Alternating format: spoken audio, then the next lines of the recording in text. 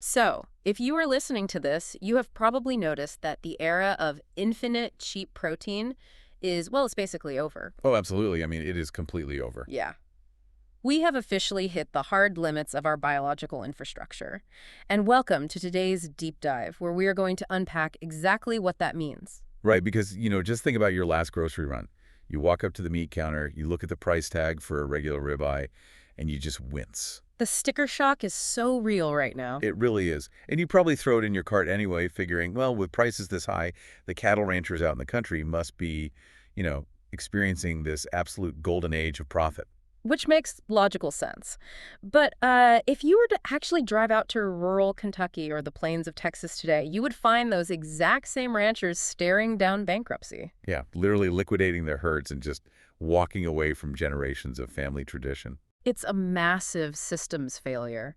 Today, we are looking at one of the most baffling paradoxes in the modern American food system. And our sources for this, we're talking recent USDA reports, economic analyses from the Federal Reserve, and on-the-ground interviews with actual producers. Right, and they all paint this incredible picture. They really do. The core mission of this deep dive is to figure out how we have the lowest number of cattle in this country since Harry Truman was president, yet we are somehow producing more beef than ever before. It's just a profound disconnect. And as a cultural anthropologist, I really want to trace that grocery store price tag backward, layer by layer, all the way to the soil. Because the system looks stable on paper, but it's essentially a hardware failure. Exactly. The output looks flawless to the consumer, but the foundational mechanics are quietly fracturing under, biological limits, extreme weather, and just massive corporate consolidation. So the first thing we really need to wrap our heads around is the pure supply data, because it honestly reads like a clerical error. It really does. As of early 2026, the overall U.S. cattle herd, and that includes both beef and dairy animals, has dropped to 86.2 million head. Which is a 75-year low. Yeah, we have not seen animal numbers this low since 1951. And just to really frame what that means for you listening, consider the population growth. I mean, in 1951, the United States had a population of roughly 150 million people. Right. Today, we are pushing toward 340 million. So the ratio of cattle to consumers has basically been slashed in half. You would naturally expect our domestic beef supply to be, well, cripplingly short. But it isn't, and that is the paradox. Despite operating with the smallest herd in 3/4 of a century, domestic beef and veal production hit an unprecedented 11.8 million metric tons in 2025. Wow. Yeah, and if you look back to 1960, we were only producing about 7.2 million metric tons. So we're yielding millions of tons more meat from a significantly smaller pool of animals. Exactly, and as a systems ecologist, I look at this and ask, how is that physically possible? Well, the short answer is just the relentless application of modern genetics and biological engineering. Right, they hack the hardware. Over the last several decades, the industry hasn't just tweaked the cow. They have fundamentally redesigned its biological infrastructure. Yeah, in the 1950s, a typical steer might weigh around 1,000 pounds when it was fully grown and ready for the processing plant. Okay.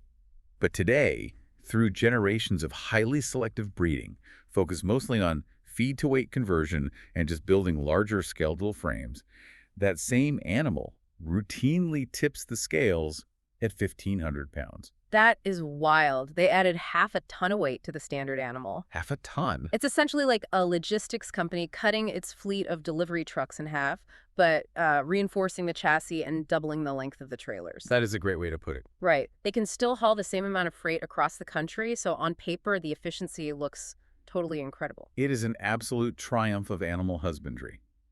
But relying on a smaller, highly optimized herd creates this severe structural vulnerability. Because it's so fragile. Exactly. When you extract maximum yield from fewer animals, those animals require intense, specialized inputs to maintain that growth. And if anything interrupts that delicate formula, the entire system just shudders. Which brings us right to the reality out on the dirt.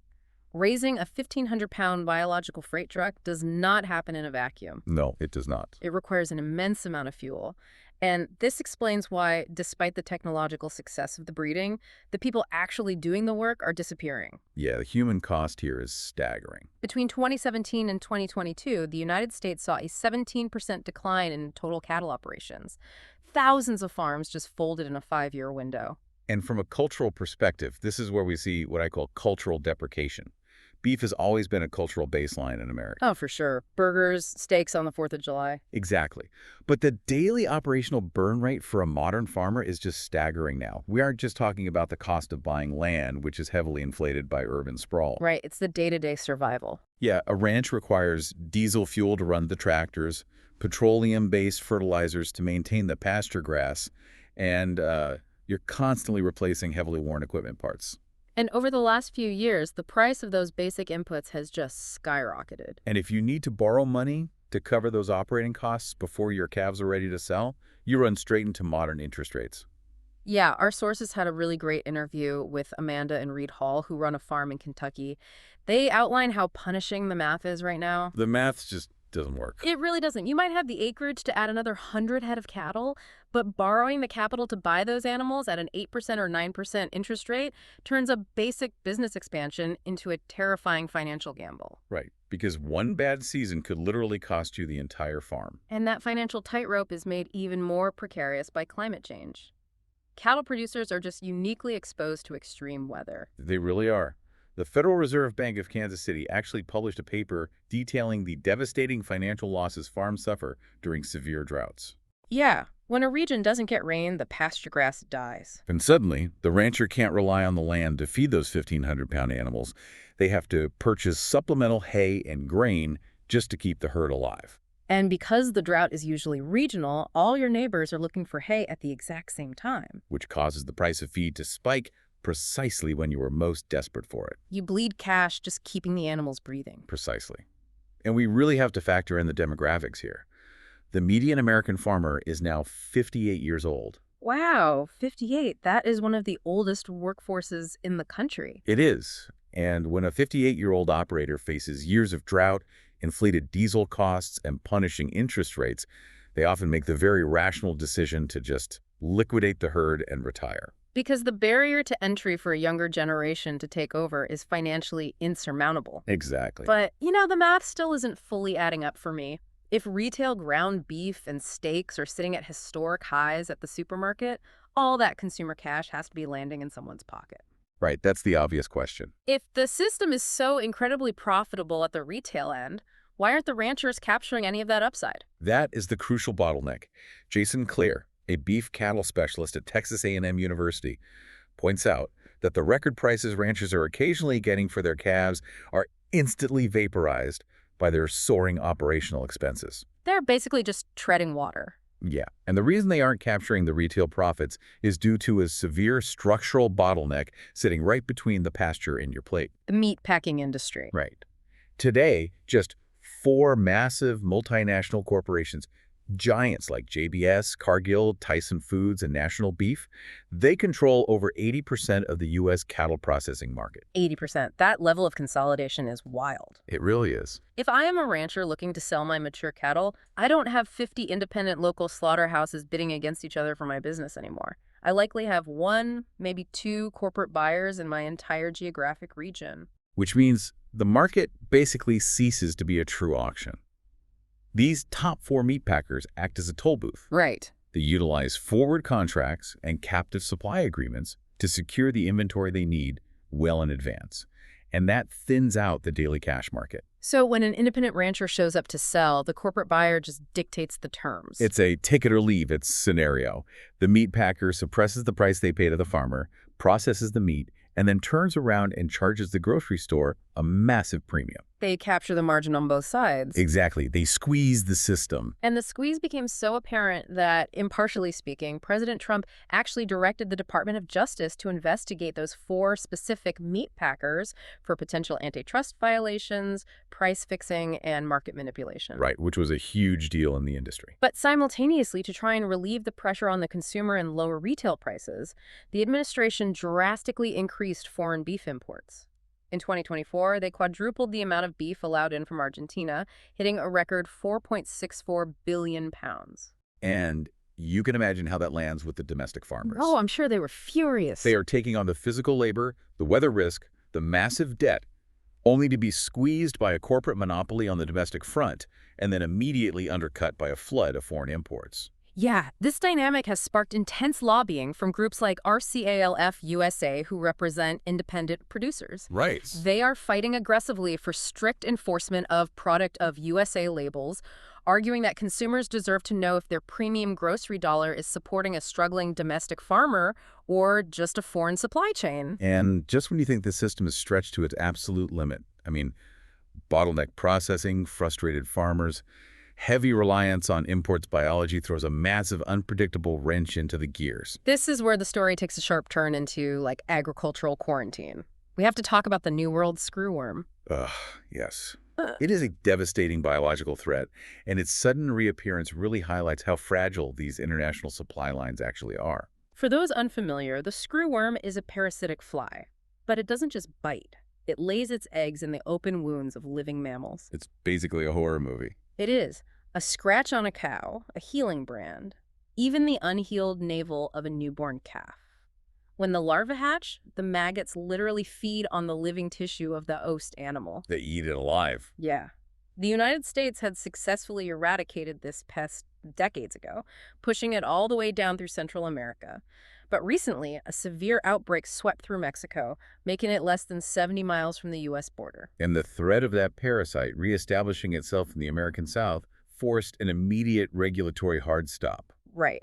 In May 2025, Agriculture Secretary Brooke Rollins implemented a total ban on the importation of live cattle, horses, and bison across the southern border. Which is a completely logical quarantine measure to protect domestic herds. Of course. But the economic shockwave is staggering when you look at the math. Between 2020 and 2024, Mexico supplied approximately 62% of all U.S. live cattle imports. It's 2%.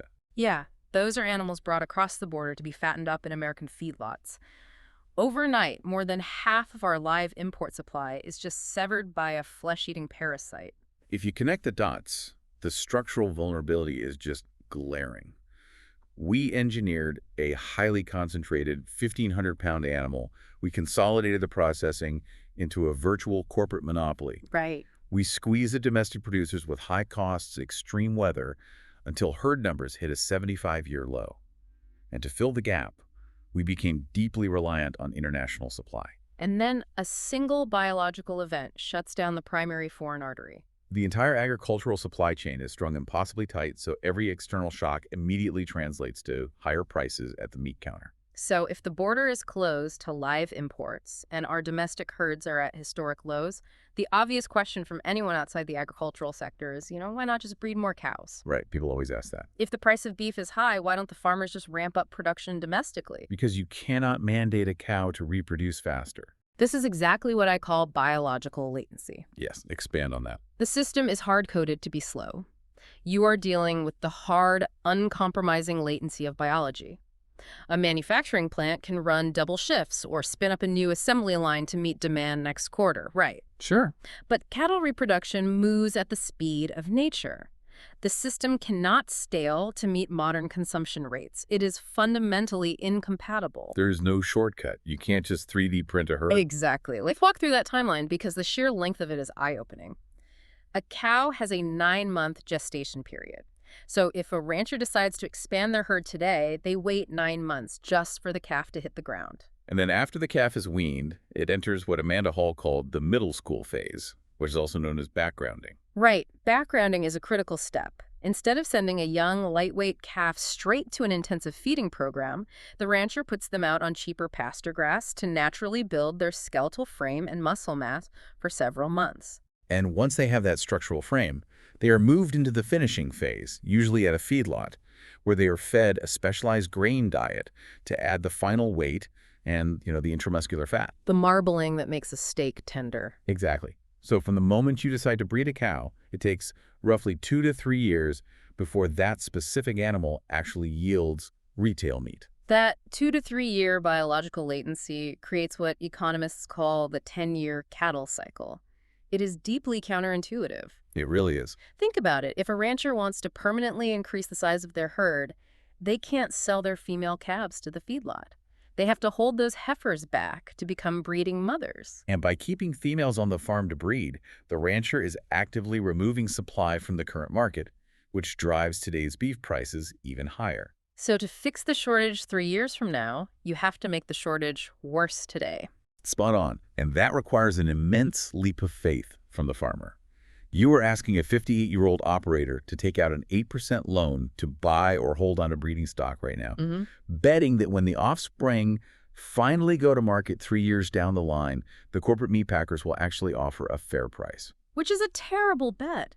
Given the market consolidation, many farmers are simply refusing to take it. Yeah. And honestly, because of this biological latency, from a systems ecology standpoint, I look at this bottleneck as a necessary forcing function. Wait, what do you mean by that? I mean, it's pushing society towards sustainable alternative proteins, like lab-grown meat. The hardware is failing, so we need to switch the tech. We have to move past traditional agriculture because it literally can't scale anymore. Whoa, okay, I have to push back aggressively on that. Why?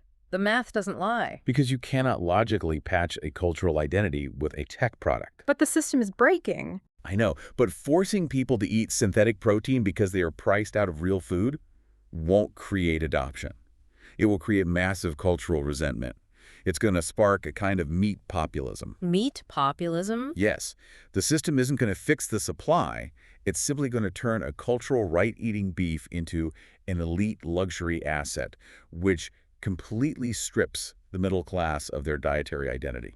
That is cultural deprecation at its worst. Okay, I see your point on the cultural resentment, but... It's huge. Yeah. People don't want a lab experiment on their plate when they're celebrating a holiday. Fair enough, but some farmers are taking a completely different bet to save that cultural identity, and it is sparking a fascinating rebellion on the ground. Yes, the local level is where the hope is right now. Producers are looking at this heavily consolidated, bottlenecked system and deciding to opt out entirely. Ranchers like the Halls in Kentucky and Scott Wilbeck down in Texas are bypassing the Big Four meat packers completely. They are shifting to a direct-to-consumer model. It is a phenomenal survival strategy. Instead of selling live animals into a corporate monopoly that suppresses their profit, the rancher utilizes an independent local processing facility. And then the farmer sells the processed beef directly to families in their region. By eliminating the middleman, the rancher captures the retail margin. Exactly. They secure a sustainable income, and the consumer gets high-quality, transparently sourced food. But the logistics of that require a serious adjustment for you, the consumer, right? You aren't just swinging by the drive-thru or tossing a styrofoam tray of ground beef into your cart at 9 p.m. No, you are buying a quarter or a half of a cow at once. Which is hundreds of pounds of meat. Right.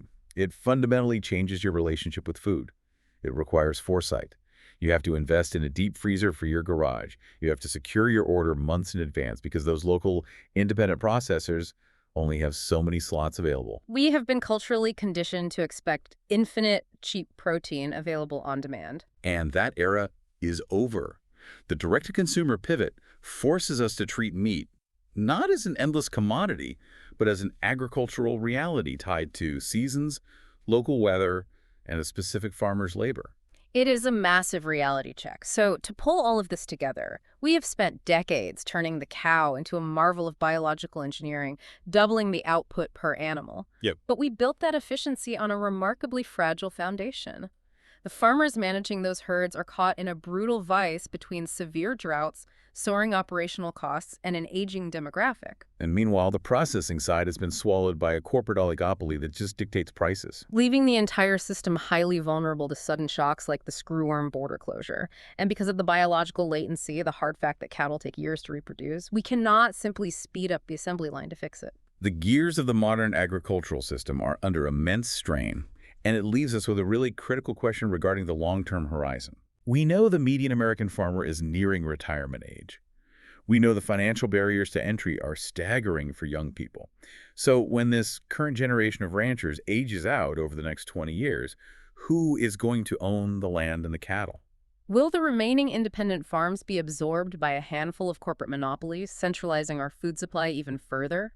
Or will a new generation of hyperlocal, direct-to-consumer producers manage to reclaim the system and keep it decentralized? That is definitely something to chew on. But it brings us to one final thought for you to explore on your own. Given everything we've talked about, from lab-grown meat forcing functions to meat populism, when the biological system fails, who gets to decide what the new cultural baseline is? That's the real question. Thank you for joining us on this deep dive. Keep asking questions, keep looking past the surface, and keep interrogating the systems around you. We'll catch you next time.